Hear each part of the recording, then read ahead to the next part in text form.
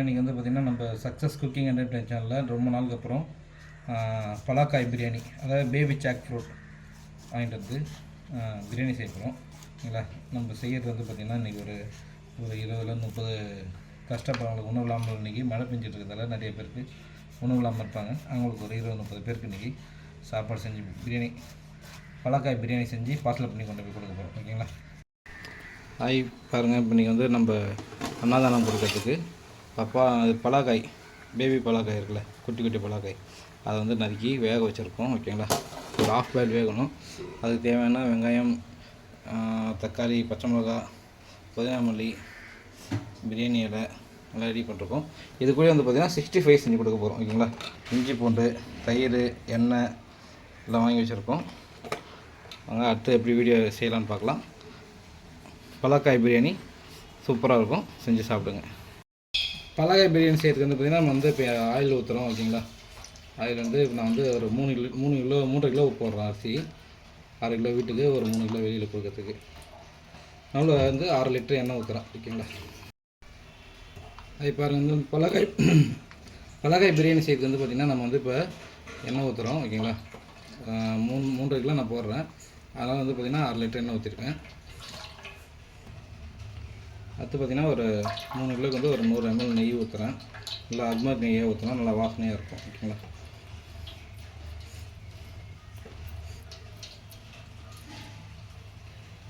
எண்ணெய் நல்லா சூடாகிடுச்சு. இப்போ வந்து பார்த்திங்கன்னா பட்டை கிராம்பு போடுறோம். ஏலக்காய் ஒரு 6-7 ஏலக்காய் போட்டுக்கிட்டு, பட்டை ஒரு 2-3 பட்டை,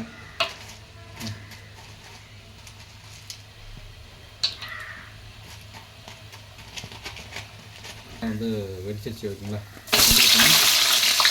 வெங்காயம் போடுறோம். வந்து பார்த்திங்கன்னா 3 கிலோவுக்கு 3/4 கிலோ வெங்காயம் போடுறோம். ஓகேங்களா?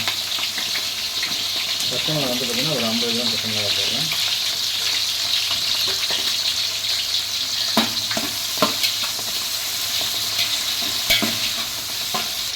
வெங்காயம் வந்து பார்த்திங்கன்னா கொஞ்சம் குயிக்காக வதங்கணும்னா கொஞ்சோண்டு உப்பு போட்டுக்கணும். ஓகேங்களா? அப்புறம் வந்து வெங்காயம் வந்து கொஞ்சம் சீக்கிரமாக இந்த கோல்டன் கலர் வரும். வெங்காயம் வதங்கினதுக்கப்புறம் பார்த்திங்கன்னா இஞ்சி பூண்டு பேஸ்ட் போடணும்.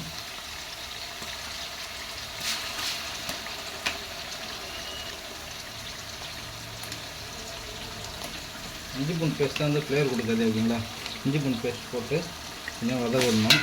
இஞ்சி பூண்டு பேஸ்ட் போட்டதுக்கப்புறம் கொஞ்சம் ஜாக்கிரதையாக பார்த்துக்கணும். ஓகேங்களா? அடி பிடிச்சிடும், அடி உட்காராமல் பார்த்துக்கணும். போட்டோம். இப்போ வந்து பார்த்திங்கன்னா புதினா மல்லி கொஞ்சம் போடுறோம். இப்போ வந்து நம்ம எடுத்து பிரியாணி இலை, ஓகேங்களா, போடுறோம். போட்டு நல்லா வதக்கிடணும். ஃப்ளேவர் செம்ம வாசனை, ஸ்மெல் பயங்கரமாக இருக்குது.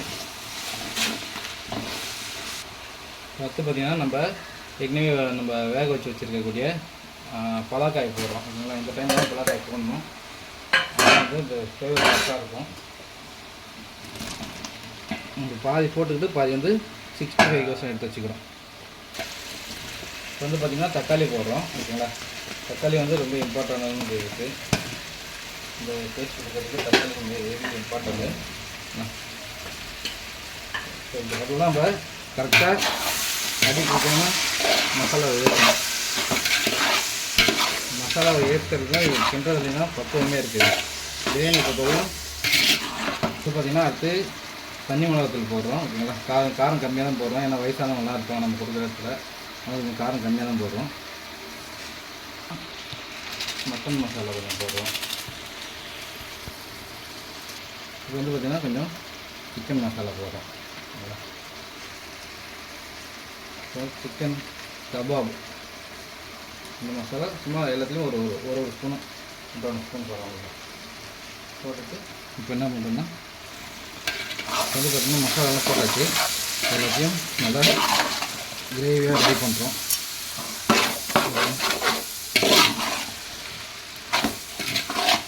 இந்த கலரிங் தான் வேணும். இது சூப்பராக இருக்குதுங்க. இது பிரியாணி மட்டன் கிரேவி பண்ணிட்டே இருக்கா. இது அப்படியே கொஞ்சம் தண்ணி ஊற்றி தேங்காய் அரைச்சி ஊற்றுறோன்னா மட்டன் கிரேவி அவ்வளோதான். பிரியாணிக்கும் மட்டன் கிரேவிக்கும் ஒன்றும் பெரிய விஷயம் கிடையாது. சப்பாத்தி, தோசை, இட்லிக்கெலாம் சும்மா அட்டகாசமாக இருக்கும். சூப்பராக இருக்கும். பார்த்திங்கன்னா லெமன் புழிஞ்சு வச்சுருக்கோம். லெமன் புழிஞ்சு வச்சதை ஊற்றுறோம். 2 லெமன் புழிஞ்சால் போதும். அப்போ அந்த புளிப்பு கொஞ்சம் நல்லாயிருக்கும் டேஸ்ட்டாக.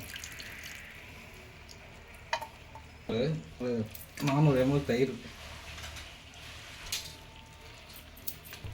400 ml தயிர் போட்டுருக்கோம். ஓகேங்களா, ஆனால் தயிர் என்ன பண்ணுவோம்னா இதுக்கு வந்து கொஞ்சம் ஃப்ளேவர் அதிகமாக கொடுக்கும். அதனால் தயிர் கொஞ்சம் போட்டுருக்கோம். வேறு பார்க்கறதுக்கு எப்படி செம்ம கலர்ஃபுல்லாக இருக்குவாங்க. பலாக்காய் பிரியாணின்னா பலாக்காய் பிரியாணி தான். இந்த மாரி இருக்கும் இன்றைக்கி டேஸ்ட்டு.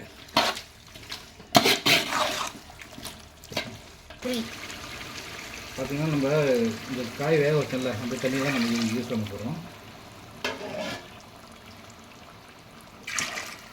வந்து 4 பிடி அரிசி எடுத்துருக்கோம். 4 பிடிக்கு வந்து பார்த்திங்கன்னா இப்போ வந்து பிரியாணிக்கு வந்து அரிசியை நாங்கள் போடுறோம். ஓகேங்களா, அரிசி நல்லா எவ்வளோ கொதிச்சிச்சு மசாலாவெல்லாம் சேர்த்து. நம்ம வந்து இன்றைக்கி வந்து 24 கேரட் அரிசி வாங்கியிருக்கோம். பிரியாணி அரிசியிலே 24 கேரட் சொல்லிட்டு அரிசி வாங்கியிருக்கோம்.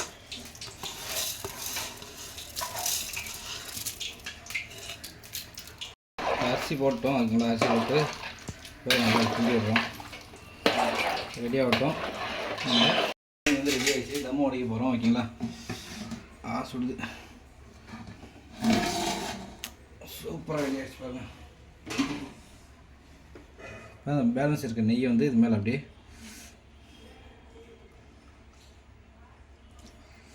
பேலன்ஸ் இருக்க நெய் அப்படியே மேலே ஊற்றிட்டு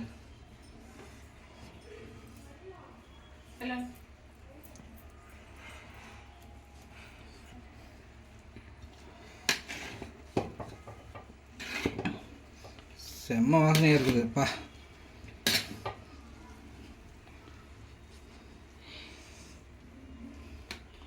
பாருங்கள் பிரியாணி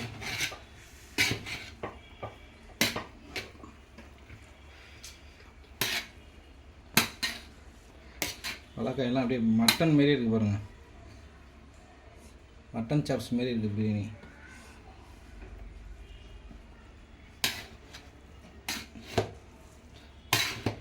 நம்ம இப்போ இதை வந்து என்ன பண்ண போகிறோன்னா பேக் பண்ணி நம்ம சக்ஸஸ் சேரிட்டபிள் ஃபவுண்டேஷன் இருக்குல்ல, சக்ஸஸ் சேரிட்டபிள் ஃபவுண்டேஷன் நம்ம ட்ரஸ்ட் ஆரம்பிச்சிருக்கோம்ல, அது சார்பாக வந்து பார்த்திங்கன்னா அன்றைக்கி ஒரு 25-30 பேருக்கு சாப்பாடு கொடுக்க போகிறோம்.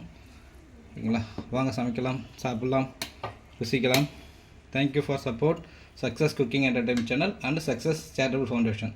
தேங்க்யூ.